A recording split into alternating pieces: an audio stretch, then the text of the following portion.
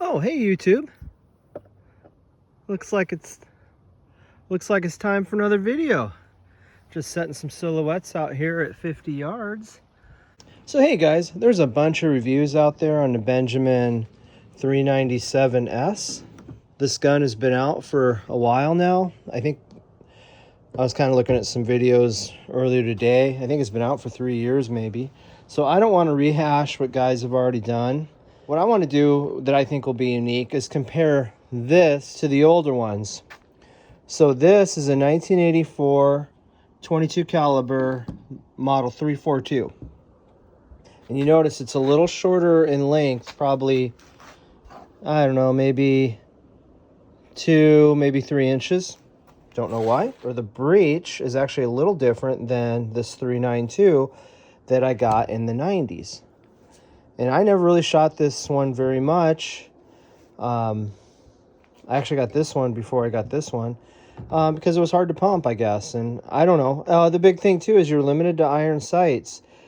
So that's really the big problem with these guns. So you can get these are Benjamin. These are the factory scope mounts. They're a nice piece. They're aluminum. And what they do is they clamp onto the barrel. There's a lot. I read a lot of horror stories about these type of mounts because guys were saying that they can cause the barrel to separate. Now, I don't know if it's this particular brand, but it's the style that clamps on. Anyhow, the scope issue, you take your chances. There's other ones, whatever you want to do. I opted to get the Baker mount, and this one, you can watch their video. They have an excellent installation video. Basically, you take your bolt handle out. This machined piece slides over the breech, and it has 2 grub screws that you tighten down. And then it's not causing anything, it's not pinching anything to cause it to separate.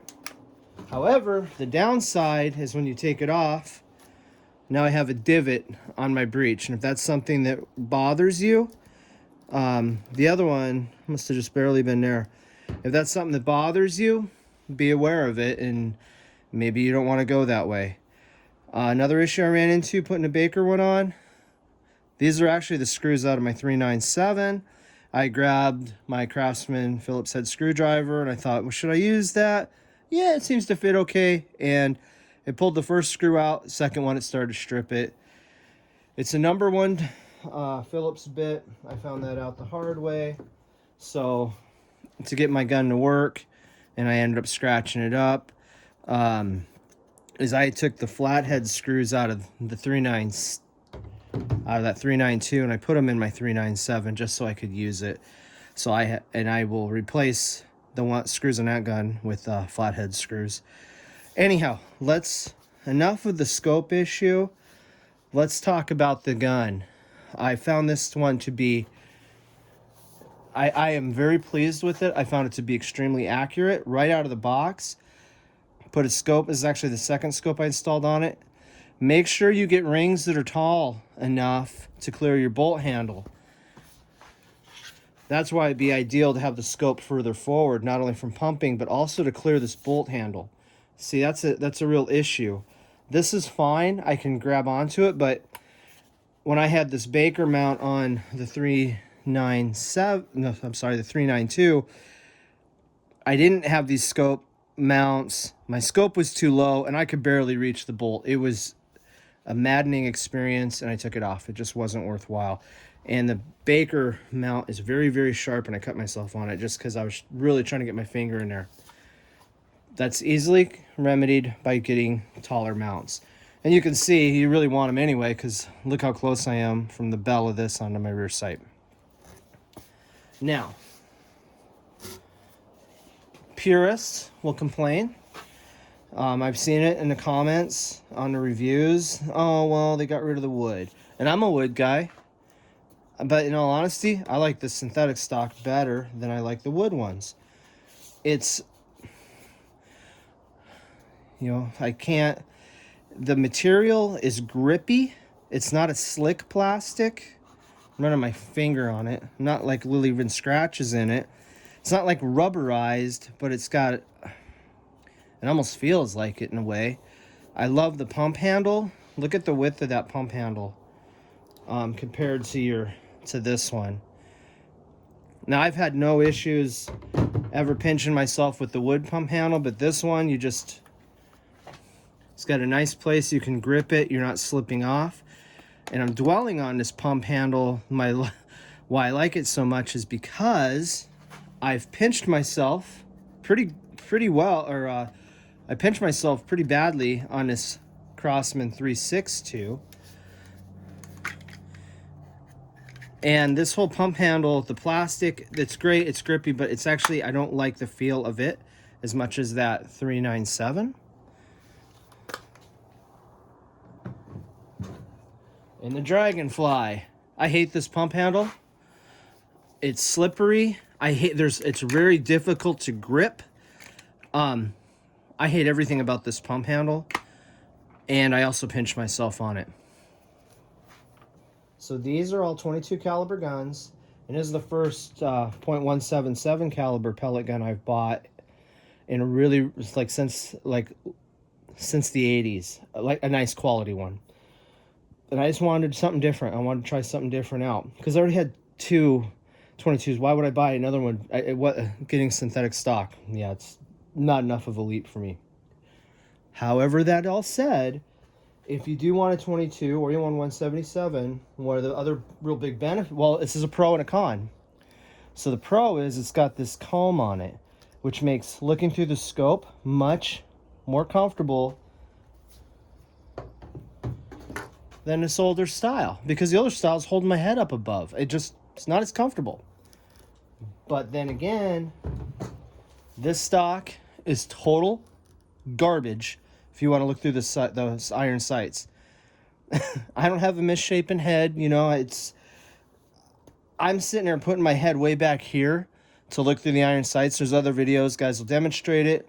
It's just awkward, it's uncomfortable, it's awful, and they either need to equip the gun with a scope mount standard, or update the damn breech and put a dovetail on it, or Picatinny rail, whatever, so you can mount a scope to it. That's what this thing's made for. Shooting with iron sights is awful and you'll hate it. And I bet they lose sales if, I haven't been in Cabela's for a while, but if they have the guns on a rack, you can just pick one up and hold it to your shoulder, and you look through this thing, you're going to put it right back on a rack because you're like, this thing sucks. And you'd be absolutely right, because it sucks trying to look through iron sights. Put a scope on it, you're like, oh wow, it's comfortable. Has a rubber butt pad. You can prop it in a corner, lean it against something. It's not going to go scooting across the floor and fall over. Okay, the trigger on it.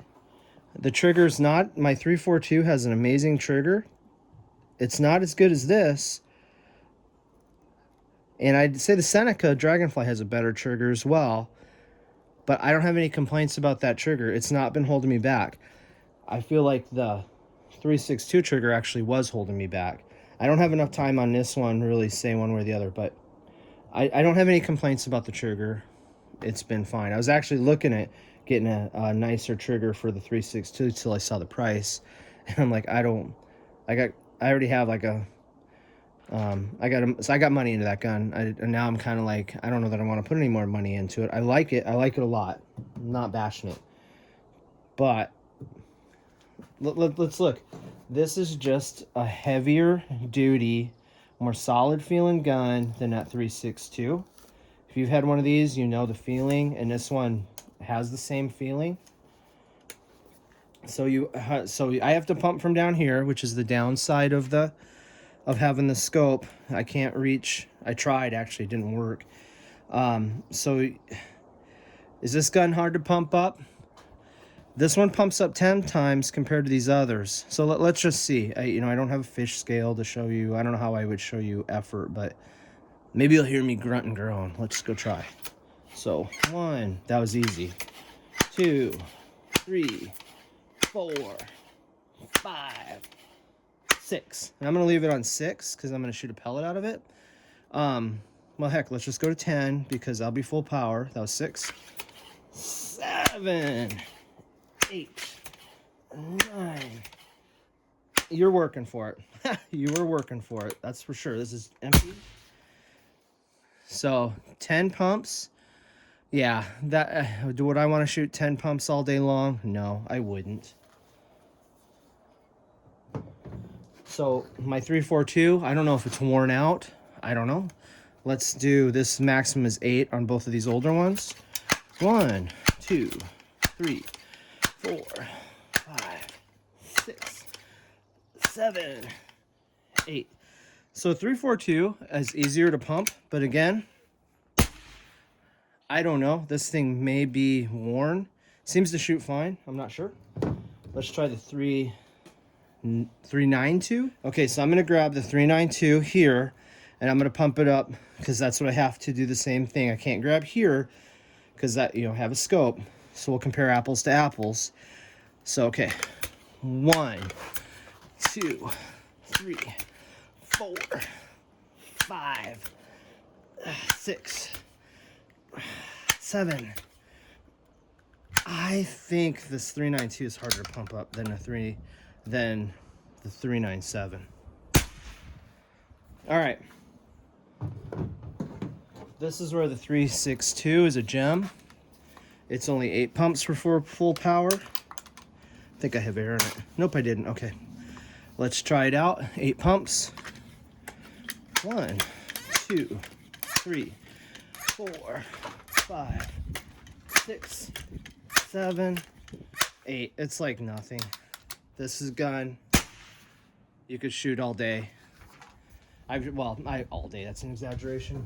You can literally shoot this gun for hours, and it's just a great thing. However, I even noticed it since it was brand new, and I've tightened the screw as much as I dare. This gun just flexes. The stock isn't as solid as the 397. The length of pull, you feel scrunched up on it. Feels like a youth gun. It's just not. It's not as solid of a gun. It'd be nice actually if they'd put a wood stock on it, like the anniversary model, and just sell one with the steel breech, longer barrel. Just make like a adult I don't know, just a deluxe version or something. Anyhow, I really like this gun, but this style is heavier duty than this one.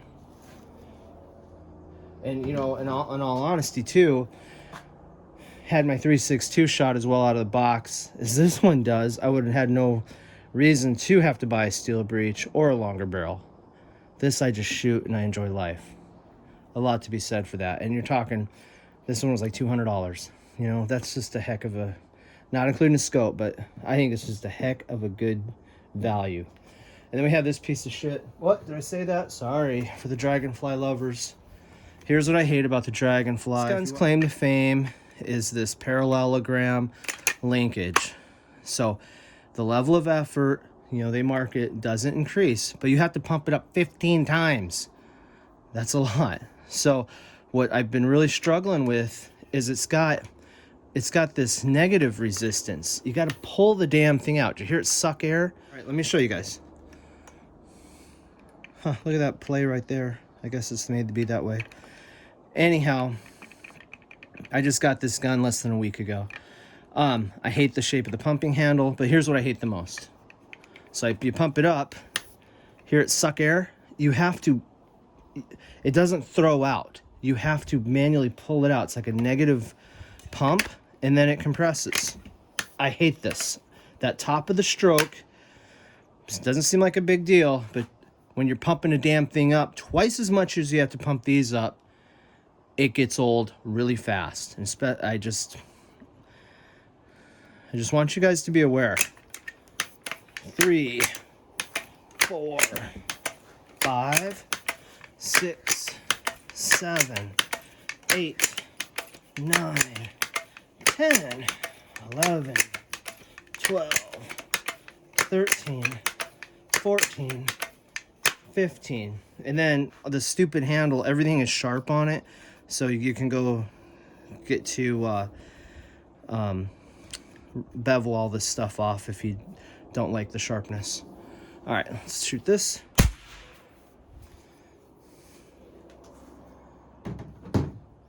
All right, I've got a bit of a breeze. I'm gonna take a couple shots with this one at 50 yards and see how I do. Let's take a shot. I've got a little bit of wind. That's gonna possibly affect my shot. 2, 3, 4. See the pumping action? It's throwing it out. 5, 6. I much prefer this pumping action over that one.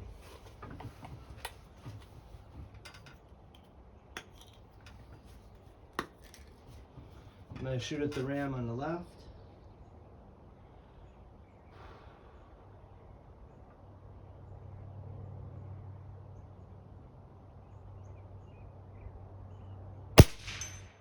Oh, I just tinged him. He didn't fall over.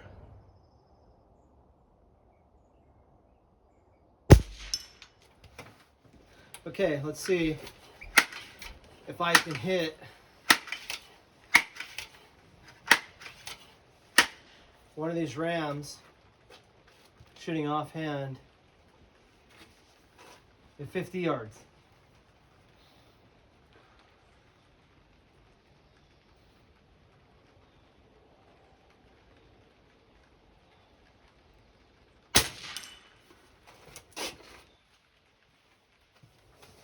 So there you guys go.